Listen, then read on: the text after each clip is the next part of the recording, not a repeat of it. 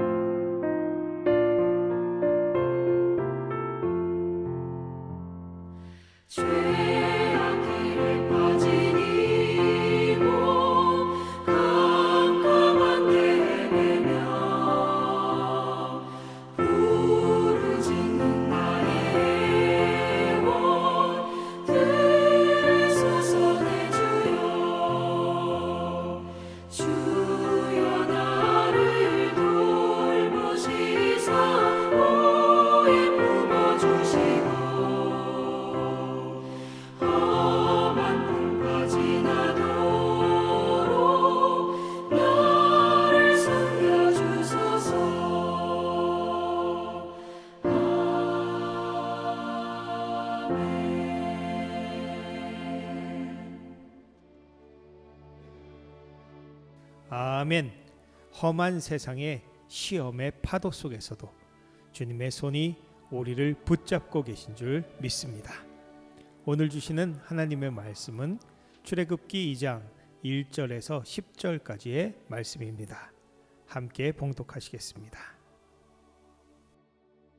레위 가족 중 한 사람이 가서 레위 여자에게 장가들어 그 여자가 임신하여 아들을 낳으니 그가 잘생긴 것을 보고 석 달 동안 그를 숨겼으나 더 숨길 수 없게 되매 그를 위하여 갈대 상자를 가져다가 역청과 나무 진을 칠하고 아기를 거기 담아 나일 강가 갈대 사이에 두고 그의 누이가 어떻게 되는지를 알려고 멀리 섰더니 바로의 딸이 목욕하러 나일 강으로 내려오고 시녀들은 나일 강가를 거닐 때에 그가 갈대 사이에 상자를 보고 시녀를 보내어 가져다가 열고 그 아기를 보니 아기가 우는지라. 그가 그를 불쌍히 여겨 가로되 이는 히브리 사람의 아기로다. 그의 누이가 바로의 딸에게 이르되 내가 가서 당신을 위하여 히브리 여인 중에서 유모를 불러다가 이 아이에게 젖을 먹이게 하리이까?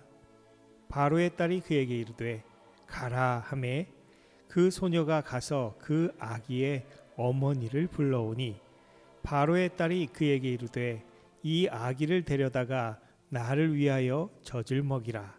내가 그 삭슬 주리라. 여인이 아기를 데려다가 젖을 먹이더니 그 아기가 자라매 바로의 딸에게로 데려가니 그가 그의 아들이 되니라. 그가 그의 이름을 모세라 하여 이르되 이는 내가 그를 물에서 건져내었음이라 하였더라. 아멘.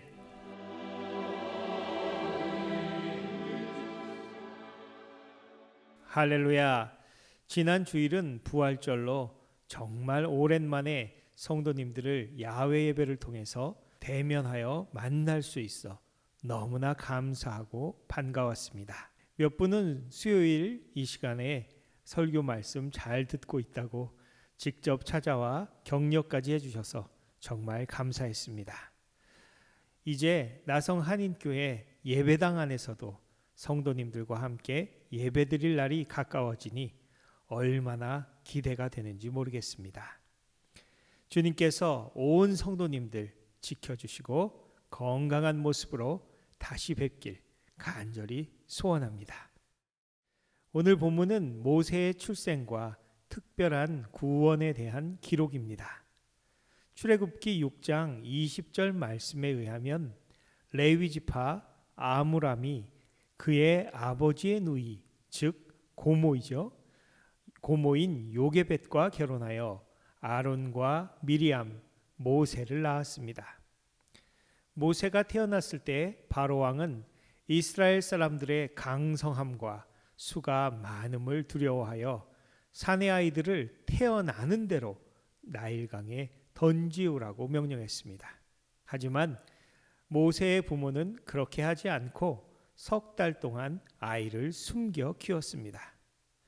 그 이유가 무엇입니까? 오늘 말씀 2절 함께 읽으시겠습니다. 그 여자가 임신하여 아들을 낳으니 그가 잘생긴 것을 보고 석 달 동안 그를 숨겼으나. 이유가 뭐라고요? 잘생긴 것을 보고라고 기록되어 있습니다. 저는 이 부분을 읽으며 슬그머니 미소가 지어지던데요. 여러분들은 어떠셨습니까? 우리 속담에 고슴도치도 자기 자식은 예쁘다라는 말이 있죠. 원래의 속담은 고슴도치도 자기 자식은 함함하다라고 합니다. 여기 함함하다라는 말은 털이 보드랍고 반지르르하다라는 의미입니다. 또는 소담하고 탐스럽다라는 뜻으로도 해석된다고 합니다.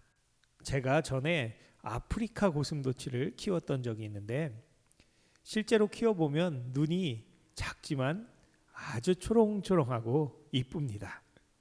가시도 주인 앞에서는 세우지 않기 때문에 정말 맨질맨질하고 쓰다듬기가 참 좋습니다. 그러니까 이 고슴도치에 대한 속담이 틀린 말은 아니지요. 하물며 부모님들 눈에 보이는 자기 자식, 자기가 낳은 자식은 얼마나 이쁘겠습니까? 그런데 오늘 본문에서 쓰인 잘생겼다라는 말은 히브리어로 토브라는 말입니다. 이 단어는 창세기 1장에서 하나님께서 천지를 창조하시며 매일 그 결과를 보시고 좋았더라라고 하실 때 쓰인 바로 그 말입니다. 특히 남자와 여자를 창조하시고 모든 것을 마치신 후에 주님께서 심히 좋았더라라고 하셨던 바로 그 말이 토부입니다. 손수 흙으로 만드시고 생기를 불어넣어 만드신 인간을 보시며 좋아하시던 하나님의 마음이 바로 아이를 낳아 안고 보며 좋아하는 부모의 마음과 같은 것인 줄 믿습니다. 그런데 어찌 그 부모가 자식을 강물에 던져 죽게 할 수 있었겠습니까? 그래서 아이의 부모는 석 달을 숨겨 길렀지만 아이가 점점 자라 더 이상은 숨길 수 없게 되자 할 수 없이 눈물을 머금고 갈대 상자에 아이를 담아 나일강의 갈대밭 사이에 숨겨 놓습니다. 그리고 그 누이가 이 갈대 상자가 어떻게 될까 하고 지켜보게 됩니다. 여기서 갈대 상자는 노아의 방주에 쓰였던 테바라는 단어를 씁니다. 노아의 방주나 갈대 상자 둘 다 스스로 방향을 조종할 수 없고 오직 하나님의 손에 맡겨서 떠내려갈 수밖에 없는 구조입니다. 이 테바라는 단어는 십계명을 새긴 돌판과 아론의 쌍난 지팡이 그리고 만나를 담았던 법궤에도 같은 단어가 쓰이는데 노아의 방주, 갈대 상자, 하나님의 법궤에는 연관성이 참 많습니다. 이에 대한 것은 기회가 되면 차후에 다루도록 하겠습니다. 갈대 상자에 담겨져 나일강 위에 떠내려가게 된 아이는 신기하게도 목욕하러 나온 바로의 딸 공주의 눈에 발견되어 건져집니다. 만일 시녀들이 이 갈대 상자를 먼저 발견했다면 그 아이의 운명은 어찌 되었을지 모르겠습니다. 그러나 공주가 상자를 발견해 여는 순간 아이는 울음을 터뜨리고 공주는 이 아이를 보며 불쌍히 여기는 마음을 갖게 됩니다. 자신의 아버지 바로가 히브리인의 사내 아이들을 태어나는 대로 나일강에 던지우라고 한 것을 공주도 알았기 때문에 히브리인의 사내 아이임을 알았습니다. 그때 마침 상자를 보고 있던 아이의 누이 미리암이 나타나 너무나 지혜로운 말을 합니다. 내가 가서 당신을 위하여 히브리 여인 중에서 유모를 불러다가 이 아이에게 젖을 먹이게 하리이까? 누구를 위하여라고요? 그렇습니다. 당신을 위하여. 공주님을 위해서. 마침 아이가 없던 공주는 이 말을 듣고 이 아이가 자신을 위해 하늘이 주신 아이라는 생각을 했는지도 모르겠습니다. 바로의 딸은 미리암을 보내 유모를 데려오게 하는데 바로 아이의 친엄마 요게벳입니다. 공주는 이 아기를 데려다가 나를 위하여 젖을 먹이라. 내가 그 삭슬 주리라 라고 합니다. 그날로 아이는 다시 엄마 품에 돌아와 이젠 두려움에 떨지 않고 이집트 왕실의 지원까지 받으며 아이를 키울 수 있게 됩니다. 이젠 오히려 온 가족이 더욱 넉넉하고 평안한 생활을 할 수 있게 되었을 것입니다. 얼마나 놀랍고 감사한 참으로 극적인 반전이 아닙니까? 아이는 자라서 바로의 딸에게 가서 그의 아들이 됩니다. 이집트 왕실에 입양된 것이죠. 그리고 모세, 물에서 건져내었다라는 이름을 받게 됩니다. 그리고 그 이름대로 이 모세는 자신의 민족 이스라엘을 홍해에서 건져내게 됩니다. 할렐루야! 본문을 읽으며 정말 기가 막히는 스토리의 전개에 탄성을 지르며 읽게 됩니다. 어쩌면 그렇게 절묘한 타이밍에 공주는 갈대 상자를 발견했을까요? 아이는 하필이면 그 타이밍에 울음을 터뜨려 공주의 애간장을 녹였을까요? 아이의 누이는 어쩌면 그 순간에 등장해서 그렇게 지혜로운 말로 엄마와 아이가 다시 만날 수 있게 했을까요? 모든 것이 삼박자가 기가 막히게 맞아떨어지는 놀라운 이야기를 만들어내서 읽는 우리를 행복하게 합니다. 이 모든 것이 우연일까요? 할렐루야. 우리 함께 따라 하실까요? 믿지 않는 사람에게는 우연이지만 믿는 사람에게는 모든 것이 하나님의 섭니다.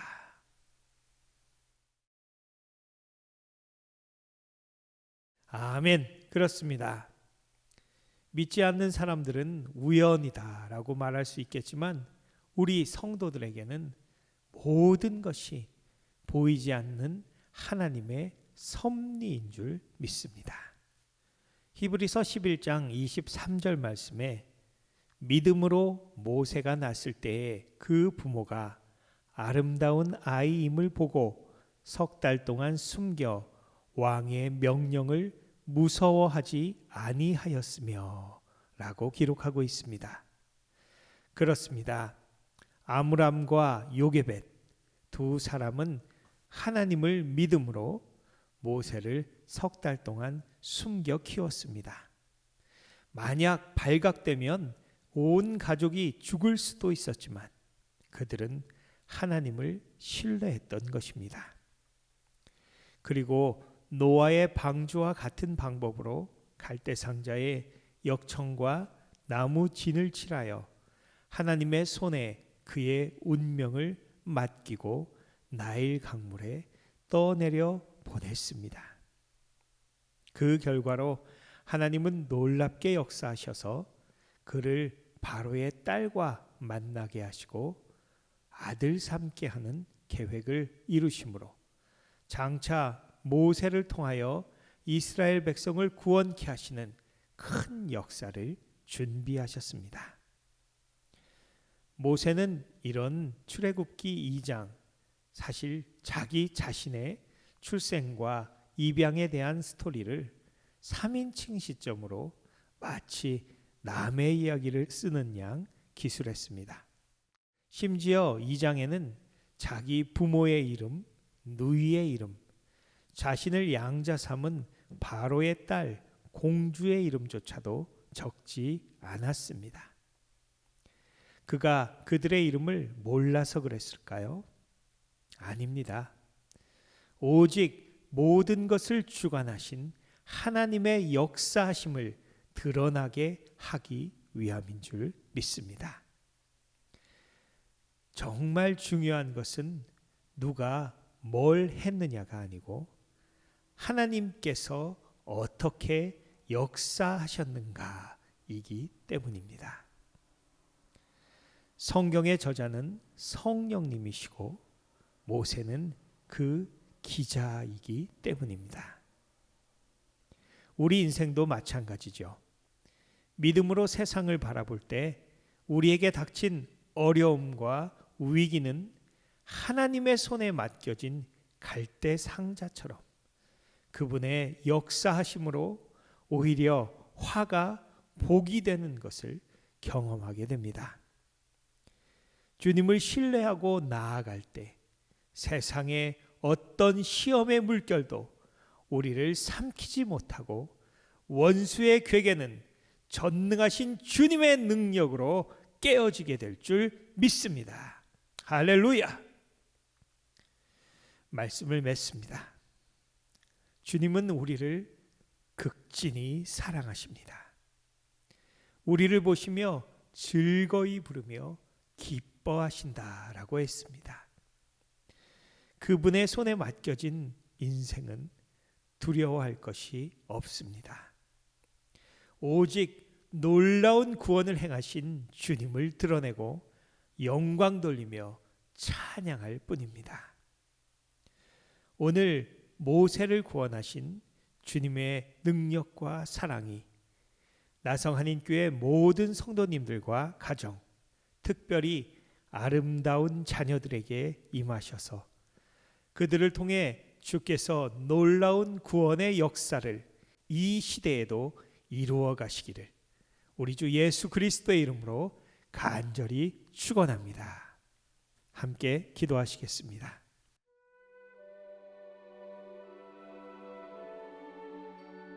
아버지 감사합니다. 오늘 출애굽기 2장의 놀라운 이야기를 통해 우리 인생의 수많은 어려운 순간마다 알게 모르게 베풀어 주신 주님의 역사와 은혜를 돌아보고 감사드립니다. 모든 것이 다 주님의 역사요 은혜였습니다.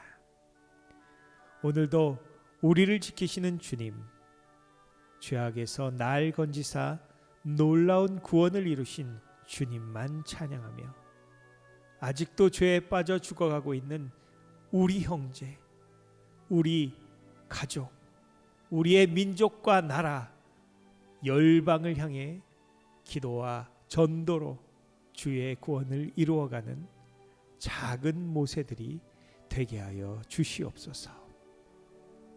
우리 주 예수 그리스도의 이름으로 간절히 기도드렸사옵나이다. 아멘. 할렐루야. 오늘도 모세에게 행하셨던 주님의 놀라운 구원의 역사가 함께 하시길 바랍니다. 조만간 교회에서 뵙겠습니다. 오늘도 복된 하루 되세요. 감사합니다.